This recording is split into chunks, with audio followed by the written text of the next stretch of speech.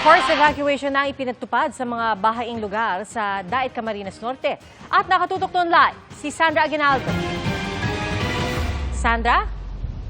Yes, Pia, narito ako ngayon sa Bagasbas Beach at ito po ay kilalang surfing destination pero ngayon po ay masasabing mas malaki na talaga ang alon dahil na rin po sa bagyong Pipito. At kanina, mula pa yan kahapon, Pia, ay nagsagawa ng forced evacuation ng lokal na pamahalaan. Lalo't inaasahan po ang daluyong dito na posibleng umabot ng 2 hanggang 3 meters. Sinabing forced evacuation sa Pilitan. Nagpunta na kami dito, pinaliwanag na namin na forced evacuation na tayo. Pero Kasama ang barangay San Isidro sa bahaing lugar sa Daet, Camarines Norte. Nagbahay-bahay na ang mga otoridad para piliting lumikas ang mga residente. Ikalawang araw na raw nilang pinuntahan ang tirahang ito. ngayon din po. Hindi mo na po, wala na po aayusin. May sasakyan na po kaming kasama ngayon para lahat po ng abutan namin dito, isasama na talaga namin. Sa huli, napilit ang ginang na lumikas na. Kaya kami ganito kasi minsan kapag kasagsagan na po ng bagyo, saka po sila nanghihingi ng rescue. Ang baha po talaga doon ay nalagpas tao. Mahirap na po mag-rescue. Ang pamilya ni Aling Aurora ayaw sanang lumikas dahil mas komportable raw sa bahay.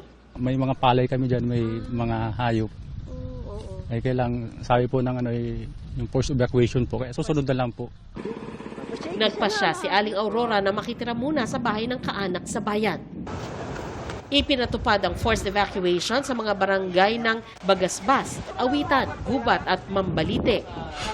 Ayon sa Daet MDRRMO, mahalagang lumikas ang mga nasa tabing dagat at flood-prone areas bago dumilim dahil inaasahan ang walang humpay na pag-ulan mula ngayong gabi hanggang bukas. Ididadaan sa amin yung mata, pero nasa inner wall kami, wala po kaming pahinga.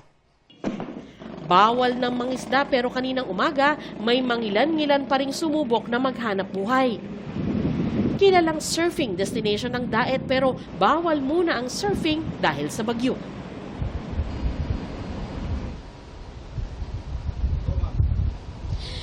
Pia, dito sa aking kilalalagyan, makikita nyo yung malakas na alon ngayon. At sa Camarines Sur naman, partikular sa Naga City, ay nagpatupad ng curfew simula tanghali ngayong araw until further notice. Ayon kay Mayor Nelson Legacion, kailangan manatili ang lahat sa kanilang mga bahay o evacuation center. Sarado rin muna ang mga negosyo. Hindi kasama sa curfew ang emergency responders at mga barangay at CDRRMC personnel. Ayon sa Office of Civil Defense, kabilang sa nakaranas o nakararanas ng storm surge sa Region 5 ang Catanduanes, Tiwi, Malinaw, Rapu-Rapu at Legazpi City. Yan muna, Pia, ang pinakahuling ulat mula dito sa Daet.